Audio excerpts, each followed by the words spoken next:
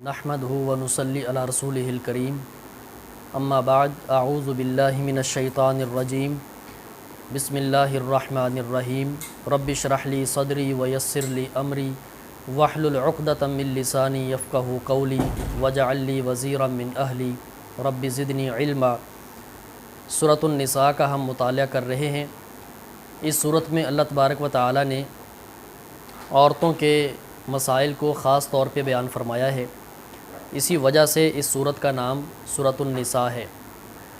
آج ہم سورۃ النساء کی آیت نمبر 23 کا مطالعہ کریں گے اور اس کے بعد 24 اور 25 بھی پڑھیں گے۔ تو آج کا ہمارا بنیادی مضمون یہ ہے کہ وہ کون سی ایسی عورتیں ہیں جن کے ساتھ نکاح کرنا حرام ہے۔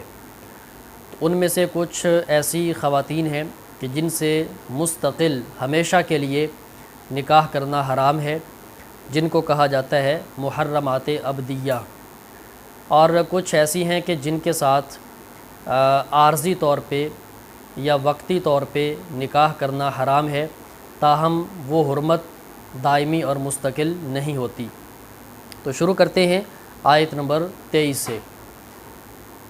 حرمت علیکم، حرمت حرام کی گئی، تو یہ فعل مجہول ہے ماضی سے، حرام کی گئیں، علیکم تم پر، امہاتکم تمہاری مائیں، و بناتکم اور تمہاری بیٹیاں، بنتن کی جمع ہے بنات، و اخواتکم اور تمہاری بہنیں، اختن کی جمع ہے اخوات، و عماتکم اور تمہاری پھوپھیاں، و خالاتکم اور تمہاری خالائیں،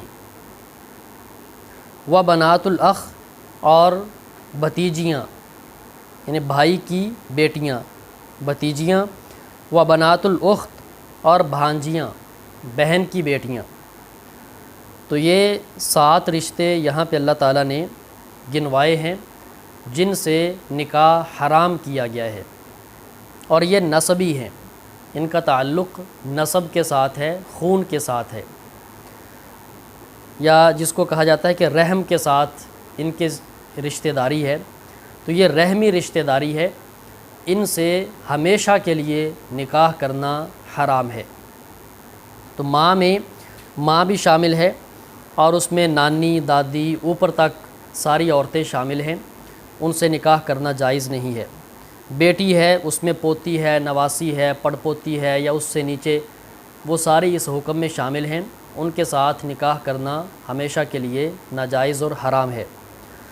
اسی طرح اخواتکم بہن چاہے وہ سگی اور حقیقی ہے، چاہے وہ ماں کی طرف سے ہے، چاہے وہ باپ کی طرف سے ہے، اس کے ساتھ نکاح کرنا حرام ہے، وہ بہن ہے۔ اور پھوپھی ہے اور خالہ ہے، اور اسی طرح بھتیجی ہے اور بھانجی ہے۔ تو یہ 7 رشتے ہیں جن سے ہمیشہ کے لیے نکاح کرنا جائز نہیں ہے۔ اس لیے اللہ تعالیٰ نے ان کے ساتھ نکاح کو ہمیشہ کے لیے کیوں حرام قرار دیا ہے؟ اس کی وجہ یہ ہے کہ یہ رشتے وہ ہیں کہ جو انتہائی قریبی رشتے ہیں، اور اللہ تبارک و تعالیٰ نے انسان کی فطرت ایسی بنائی ہے کہ وہ ان رشتوں کے ساتھ اس کی جو محبت ہے اور جو ایک پیار ہے، اللہ تعالیٰ یہ چاہتا ہے کہ وہ انتہائی اعلیٰ جذبات پر مبنی ہونا چاہیے، اس میں کسی بھی قسم کی نفسانی خواہشات نہیں ہونی چاہیے۔ تو یہ انتہائی مقدس اور پاک باز رشتے ہیں جو یہاں پہ اللہ تبارک و تعالیٰ نے بیان کیے ہیں۔ اس کے بعد فرمایا وَأُمَّهَاتُكُمْ اور تمہاری مائیں، اللاتی وہ مائیں جو یا جنہوں نے ارضعنکم تمہیں دودھ پلایا، یعنی تمہاری جو رضائی مائیں ہیں، جن ماؤں نے تمہیں دودھ پلایا ہے، ان سے نکاح کرنا بھی حرام ہے۔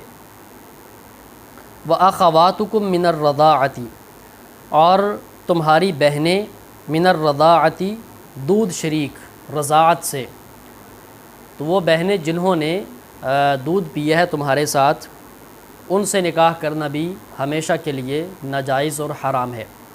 تو یہاں پہ اگرچہ صرف 2 رشتوں کا تذکرہ ہے جن کا تعلق رضاعت کے ساتھ ہے، لیکن نبی کریم صلی اللہ علیہ وسلم نے فرمایا، صحیح بخاری کی روایت ہے کہ رضاعت کی بنا پر بھی وہ سارے رشتے حرام ہو جاتے ہیں جو نسب کی بنا پر حرام ہوتے ہیں، لہٰذا رضاعت کی بنا پر وہ 7 رشتے قابل احترام قرار پاتے ہیں جو نسب کی بنا پر اور خون کی بنا پر قابل احترام قرار پاتے ہیں، یعنی کہ ماں ہے، بہن ہے، بیٹی ہے، پھوپھی ہے، خالہ ہے، بھتیجی اور بھانجی ہے، تو یہ سارے رشتے رضاعت کی بنا پر بھی ہمیشہ کے لیے قابل احترام ہیں، ان کے ساتھ کسی بھی صورت میں نکاح کرنا جائز نہیں ہے۔ اور رضاعت کے جو اہم مسائل ہیں وہ ہم سورہ بقرہ میں پڑھ کر آ رہے ہیں کہ رضاعت جو ہے عربوں کے ہاں اس کی بڑی اہمیت تھی، ہمارے ہاں تو اس کو زیادہ اہمیت نہیں دی جاتی، عربوں کے ہاں رضاعت کے مسئلے کی بڑی اہمیت تھی، تو یہی وجہ ہے کہ قرآن پاک نے بھی اس کو اہمیت کے ساتھ بیان کیا ہے۔ اور رضاعت کی بنا پر ہوتا یہ ہے، یعنی کہ اس کے جو فائدے ہیں معاشرے کو حاصل ہوتے ہیں کہ جو غریب اور نادار قسم کے لوگ ہیں جو شہروں سے دور رہنے والے ہیں، تو شہری لوگ اپنے بیٹوں کو، اپنے بچوں کو ان کے پاس بھیجتے دودھ پلانے کے لیے، دودھ پینے کے لیے، تو وہ ان کے بچوں کو دودھ پلاتی ہیں، تو ان کا شہریوں کے ساتھ ایک رشتہ اور ایک تعلق قائم ہوتا، اور یہ رشتہ بڑا مضبوط قائم ہوتا تھا کہ جس کو کوئی چیز توڑ نہیں سکتی تھی، تو یہ گویا کہ معاشرتی طور پر اس کا ایک فائدہ بھی ہوتا تھا۔ اور رضاعت میں یہ چیز سب کو معلوم ہے کہ 1-2 دفعہ اگر بچہ دودھ پیتا ہے تو اس سے رضاعت ثابت نہیں ہوتی، بلکہ اس کے لیے کم از کم 5 مرتبہ اگر وہ دودھ پیتا ہے تو وہ رضاعت ثابت ہوتی ہے، اور وہ پیٹ بھر کے دودھ پیے۔ اور رضاعت کا جو ٹائم ہے، اس کا جو پیریڈ ہے وہ 2 سال ہے، یہ بھی ہم پڑھ کر آ رہے ہیں کہ حولین کاملین، کہ مکمل 2 سال، تو 2 سال کے اندر اگر کہ بچہ دودھ پیتا ہے تو وہ اس کی رضائی ماں بن جائے گی، اور اگر 2 سال کے بعد پیتا ہے پھر وہ اس کی رضاعت ثابت نہیں ہوگی۔ پھر فرمایا کہ وَأُمَّهَاتُ نِسَائِكُمْ، تمہاری بیویوں کی مائیں، یعنی تمہاری ساس، تو ساس جو ہے اس کے ساتھ بھی نکاح کرنا ہمیشہ کے لیے حرام ہوتا ہے، تو جو ہی نکاح ہوا کسی بھی شخص کا تو اپنی بیوی کی جو ماں ہے، یعنی کہ جو ساس ہے، اس کے ساتھ ہمیشہ کے لیے نکاح حرام ہو گیا صرف نکاح کرنے سے ہی۔ وَرَبَائِبُكُمْ، اور تمہاری پالی ہوئی لڑکیاں، ربیبہ کی جمع ہے ربائب، ربیبہ کہتے ہیں اس لڑکی کو جو بیوی کے پاس سابق شوہر سے ہوتی ہے، پہلے خاوند سے جو اس کی لڑکی ہے، بیٹی ہے، اسے کہا جاتا ہے ربیبہ۔ تو وَرَبَائِبُكُمْ، اور تمہاری پالی ہوئی لڑکیاں، اللاتی، وہ جو فی حجورکم، تمہاری گود میں ہیں، تمہاری آغوش میں ہیں، من نسائکم، تمہاری بیویوں میں سے یا تمہاری عورتوں میں سے، اللاتی، وہ عورتیں جو دخلتم بہن، کہ تم ان کے قریب جا چکے ہو۔ تو جو سابق شوہر کی بیٹی ہے اس کے ساتھ بھی نکاح کرنا حرام ہو جاتا ہے اگر شوہر اپنی بیوی کے قریب جا چکا ہے۔ فَإِن لَّمْ تَكُونُوا دَخَلْتُمْ بِهِنَّ، پس اگر تم ان کے قریب نہ گئے ہو، فَلَا جُنَاحَ عَلَيْكُمْ، تو تم پر کوئی گناہ نہیں ہے، پھر نکاح کیا جا سکتا ہے۔ وَحَلَائِلُ أَبْنَائِكُمْ، حلائل یہ حلیلہ کی جمع ہے، تو حلائل کا معنی ہے بیوی۔ وَحَلَائِلُ أَبْنَائِكُمْ، تمہارے بیٹوں کی بیویاں، یعنی کہ جو تمہاری بہویں ہیں ان کے ساتھ بھی نکاح کرنا حرام ہے۔ الذین، وہ بیٹے جو من اصلابکم، تمہاری پشتوں سے ہیں، یعنی جو تمہارے حقیقی بیٹے ہیں۔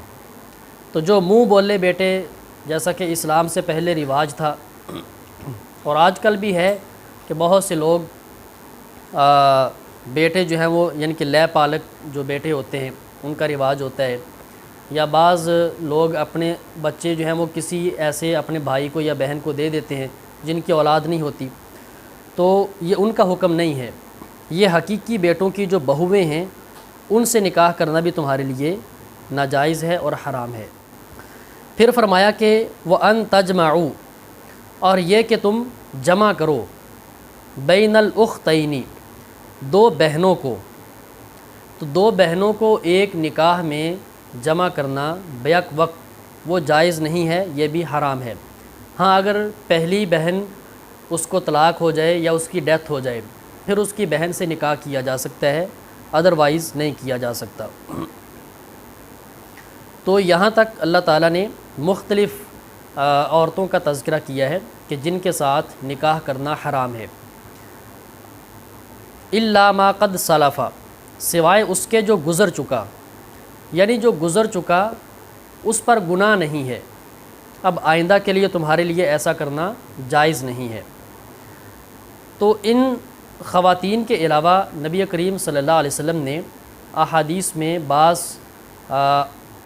دیگر خواتین کی بھی وضاحت کی ہے جن کے ساتھ نکاح کرنا جائز نہیں ہے۔ مثال کے طور پہ ایک حدیث میں ہے کہ نبی علیہ السلام نے منع فرمایا ہے کہ پھوپھی اور بھتیجی اور خالہ بھانجی کو ایک نکاح میں جمع کیا جائے، یعنی کہ دونوں کو ایک نکاح میں جمع نہیں کیا جا سکتا۔ تو یہ حدیث سے ثابت ہے اور اس پر تمام علماء کا اتفاق ہے۔ تو پھوپھی اور بھتیجی، خالہ اور بھانجی، ان کو ایک نکاح میں جمع کرنا حرام ہے۔ تو یہ حکم حدیث سے ثابت ہے۔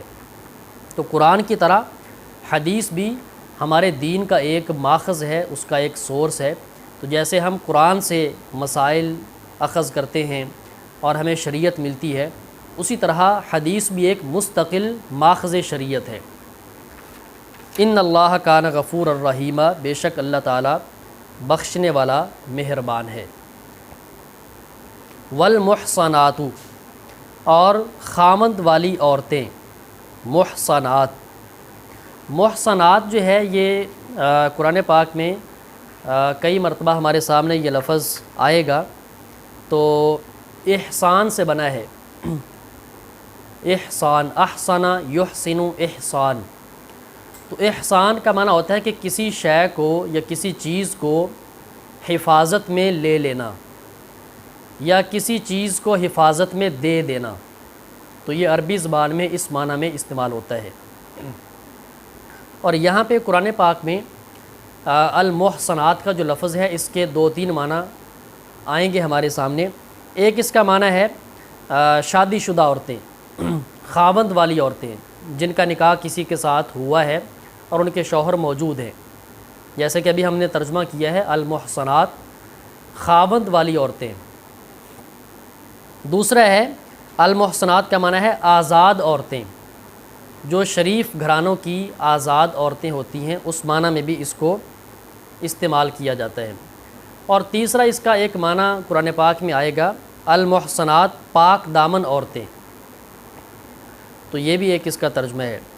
تو آزاد اور شریف عورتیں، اور دوسرا اس کا معنی ہے خاوند والی عورتیں۔ تو یہاں پہ ہم پہلا ترجمہ کر رہے ہیں والمحصنات من النساء، اور خاوند والی عورتیں بھی حرام کی گئی ہیں۔ تو جو عورت کسی کے نکاح میں ہے تو ظاہر بات ہے کہ اس کے ساتھ کوئی دوسرا مرد نکاح نہیں کر سکتا جب تک اس کا پہلا شوہر موجود ہے۔ الا ما ملکت ایمانکم، سوائے اس کے جس کے مالک ہیں تمہارے دائیں ہاتھ، یعنی کہ لونڈیاں۔ تو لونڈیوں کے ساتھ نکاح تو ان کے ساتھ نہیں ہوتا۔ جو لونڈی ہے تو لونڈی تو ویسے ہی ملکیت میں ہوتی ہے، اس کا انسان مالک ہوتا ہے، تو ملکیت جو ہے یہ عقد نکاح سے ایک مضبوط تر چیز ہے۔ یعنی کہ جب نکاح کی وجہ سے ایک عورت انسان کے پاس آ جاتی ہے تو ملکیت اس سے ایک مضبوط بندھن ہوتا ہے، نکاح سے بھی۔ تو سوائے اس کے جس کے مالک تمہارے دائیں ہاتھ ہیں، یعنی وہ تمہارے لیے جائز اور حلال ہیں۔ کتاب اللہ علیکم، یہ اللہ تبارک و تعالیٰ کی طرف سے لکھا ہوا ہے تم پر۔ کتاب اللہ، اللہ تعالیٰ کا لکھا ہوا ہے تم پر، کتاب کا معنی ہے لکھی ہوئی چیز، وَأُحِلَّ اور حلال کی گئی ہیں، لکم تمہارے لیے، ما وراء ذالکم جو اس کے علاوہ ہیں، تو ان عورتوں کے علاوہ دیگر جتنی بھی عورتیں ہیں ان کے ساتھ نکاح کرنا تمہارے لیے جائز اور حلال ہے۔ ان تبتغوا کہ تم تلاش کرو، یعنی کہ طلب کرو، ابتغاء کا معنی ہوتا ہے تلاش کرنا، طلب کرنا، بِأَمْوَالِكُمْ اپنے مالوں کے ساتھ، محسنین نکاح میں لانے والے، یعنی کہ نکاح کرنے والے، محسن، غیر مصافحین نہ کہ بدکاری کرنے والے۔ مصافح کا معنی ہوتا ہے بہا دینے والا، اسی سے ایک لفظ ہوتا ہے سفاح، جو بہت زیادہ خون بہانے والا ہوتا ہے اسے سفاح کہا جاتا ہے۔ تو مصافح وہ مرد یا عورت جو عیاشی کے لیے نکاح کرتے ہیں یا بدکاری کرتے ہیں، کہ تم تلاش کرو اپنے مالوں کے ساتھ نکاح کرنے والے نہ کہ بدکاری کرنے والے۔ اب دیکھیں اس آیت کریمہ میں یہاں پر جو ہے ان تبتغوا باموالکم محسنین غیر مصافحین، تو یہاں پہ تقریباً جو ہے 4 شرطیں اللہ تعالیٰ نے نکاح کی بیان کر دی ہیں۔ پہلی شرط کیا ہے کہ طلب کرو، ان تبتغوا طلب کرو، تلاش کرو، یعنی کہ ایجاب و قبول ہو، جیسا کہ ایجاب و قبول ہوتا ہے۔ دوسرا یہ فرمایا کہ باموالکم مالوں کے ساتھ، یعنی حق مہر دو، تو یہ بھی ایک شرط یہاں پہ اللہ تعالیٰ نے ذکر کی ہے۔ تیسرا یہ ہے کہ محسنین ان عورتوں کو نکاح میں لانا مقصود ہو۔ احسان جیسا کہ میں نے بھی آپ کو بتایا، اس کا معنی ہے کہ کسی چیز کو حفاظت اور حمایت میں لے لینا یا کسی کی حفاظت اور حمایت میں دے دینا، یہ ہے احسان۔ تو احسان کا معنی ہوا کہ ان کو ہمیشہ کے لیے نکاح میں لانے کا ارادہ ہو، غیر مصافحین، اور وقتی طور پہ اپنی کوئی نفسانی خواہش پوری کرنا مقصود نہ ہو، کوئی موج مستی، کوئی عیاشی، کوئی اس طرح کا نظریہ نہ ہو۔ مصافح تو یہ لفظ جو اللہ تعالیٰ نے بولا ہے یہ بھی اسی بات کی تائید کرتا ہے کہ نکاح کا بندھن ہمیشہ کے لیے ہو۔ تو یہ 4 شرطیں اللہ تعالیٰ نے ان 4 الفاظ میں بیان فرما دی ہیں۔ پھر فرمایا کہ فَمَسْتَمْتَعْتُمْ بِهِ پس جن عورتوں سے تم فائدہ اٹھاؤ، منہن ان میں سے، فآتوہن پس تم دو انہیں، اجورہن ان کے حق مہر، فریضتاً مقرر شدہ جو طے شدہ ہیں وہ انہیں دے دو۔ تو یعنی جن عورتوں سے ان مذکورہ شرائط کے ساتھ نکاح ہو جائے پھر انہیں ان کا حق مہر دے دو۔ اب یہاں سے بعض جو شیعہ حضرات ہیں، روافظ ہیں، وہ اس آیت کریمہ کے اس جملے سے نکاح متع کا استدلال کرتے ہیں، فَمَسْتَمْتَعْتُمْ بِهِ مِنْهُنَّ فَآتُوهُنَّ أُجُورَهُنَّ فَرِيضَةً، اس آیت سے نکاح متع کا جواز پیش کرنے کی کوشش کرتے ہیں، تو حالانکہ یہ بات بالکل غلط ہے۔ قرآن پاک نے جو لفظ بولا ہے احسان، احسان کا لفظ ہی نکاح متع کی نفی کرتا ہے۔ آپ حدیث کی طرف نہ جائیں، آپ کوئی صحابہ کے آثار کی طرف نہ بھی جائیں، تو ایک یہی لفظ جو اللہ تعالیٰ نے استعمال کیا ہے تو یہی نکاح متع کی نفی کرتا ہے۔ تو احسان کیا ہے کہ کوئی بندہ اپنے ہوش و حواس کے ساتھ، پورے شعور کے ساتھ اس بات کا عہد کرتا ہے، یہ عقد کرتا ہے کہ میں نے یہ نکاح زندگی بھر کے لیے کرنا ہے، اور یہی شعور اور احساس عورت کو بھی ہوتا ہے۔ تو اللہ تعالیٰ نے احسان کا لفظ بول کر تحفظ فراہم کیا ہے اس نکاح کے بندھن کو کہ یہ ہمیشہ کے لیے ہے، جبکہ نکاح متع وہ وقتی طور پر اور عارضی طور پر ہوتا ہے، اس کی مدت متعین ہوتی ہے۔ اور پھر احادیث میں بھی بے شمار ایسی صحیح احادیث ہیں جن میں نبی کریم صلی اللہ علیہ وسلم نے نکاح متع کو حرام قرار دیا ہے۔ مثال کے طور پہ صحیح مسلم کی روایت ہے، آپ نے فتح مکہ کے موقع پر فرمایا، فتح مکہ کے موقع پر، یعنی کہ آپ کی زندگی کا یہ جو آخری فیز ہے، 8 ہجری میں آپ نے ارشاد فرمایا۔ آپ نے فرمایا کہ لوگوں میں نے تمہیں عورتوں سے متع کرنے کی اجازت دی تھی، مگر اب اللہ تعالیٰ نے اسے قیامت تک کے لیے حرام قرار دے دیا ہے۔ اب جس کے پاس متع والی عورتیں ہیں، یعنی کہ جس نے نکاح متع کیا ہوا ہے، وہ ان عورتوں کو چھوڑ دے، اور جو مال تم نے ان کو دیا ہے وہ مال بھی واپس نہ لو۔ اس حدیث میں نبی علیہ السلام نے 2 ٹوک انداز میں واضح کر دیا کہ یہ قیامت تک کے لیے حرام ہے، اور یہ فتح مکہ کی بات ہے۔ ولا جناح علیکم، اور نہیں ہے کوئی گناہ تم پر، فیما، اس میں جو تراضیتم، تم آپس میں راضی ہو جاؤ، بہی، جس کے ساتھ، من بعد الفریضہ، حق مہر کے مقرر کیے جانے کے بعد۔ تو حق مہر کو مقرر کیے جانے کے بعد تم آپس میں جس پر بھی راضی ہو جاؤ، یعنی میاں بیوی بعد میں حق مہر کم کر لیں، زیادہ کر لیں، یا بیوی ویسے ہی چھوڑ دے، تو ان کی اپنی مرضی کی بات ہے۔ اب جیسے نکاح کے وقت حق مہر متعین ہوا 50,000 مثال کے طور پر، نکاح ہو گیا، بعد میں جو ہے وہ بیوی کہتی ہے کہ میں نے آپ سے 1 لاکھ روپے لینا ہے، شوہر کہتا ہے ٹھیک ہے 1 لاکھ روپے لے لو، تو کوئی مسئلہ نہیں ہے، یا وہ کہتی ہے کہ ٹھیک ہے میں 50 بھی نہیں لیتی، اس کی مرضی ہے۔ تو جس پر بھی آپس میں راضی ہو جائیں تو رضامندی دونوں کی ہونی چاہیے، کوئی ظلم و زیادتی والا یا جبراً کوئی معاملہ نہیں ہونا چاہیے۔ ان اللہ کان علیما حکیمہ، بے شک اللہ تعالیٰ جاننے والا، حکمت